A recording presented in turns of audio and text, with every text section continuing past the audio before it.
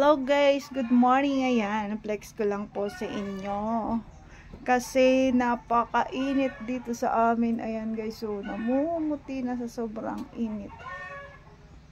Mag-aalas 10 pa lang yan ng umaga pero super init na guys. Ayan, maglinis-linis muna ng ating halaman kasi marami na yung mga tuyong dahon guys.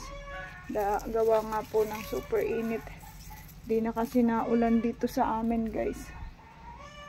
Kaya nalalantay yung mga dahon ng aking halaman. Ayan.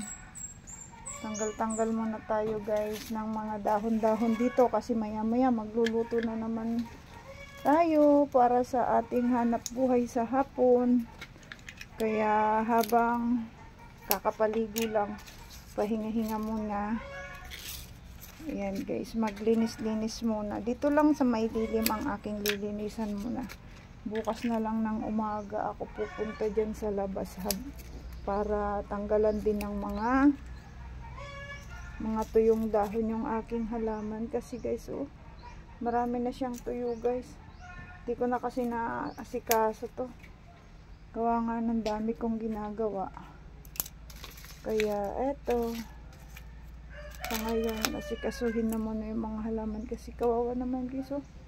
Ganda tuyo-tuyo na yung mga dahon ng halaman ko. Sayang naman. Ayan ang aking mga halaman natutuyo.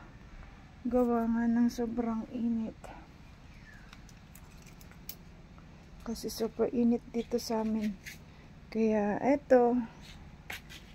Ayos-ayos muna ng mga halaman guys. Dito lang sa lilim.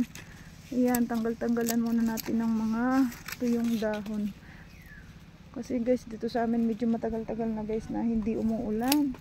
Siguro guys, magdadalawang buwan na hindi na ulan. Kaya yung mga halaman ko guys, oh, namumulak-bulak na sana. Ayan, may mga bulaklak na kaso natutuyo sila gawa nga ng sobrang init. Kahit nandito sila sa lilim, na ano pa rin sila ng init. Ayan guys, oh. Kahit dinidilig, nalalanta pa rin sila. Kawawa naman yung mga halaman ko. Yung mga halaman ko nga pala dito guys sa sa may harapan namin. Namumulaklak siya kahit mainit. Kasi kahit papano nadidilig ko sila. Kaya lang kahit dinidilig guys, na pa rin, nalalanta pa rin. Ayan. Tuwing umaga guys, ang mga dahon dito natuyo. Ang daming wawalisin kasi nga marami kaming puno dito. Kaya ayan, oh, yung mga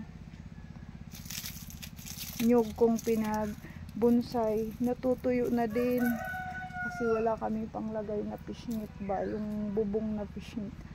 Yun sana ang maganda.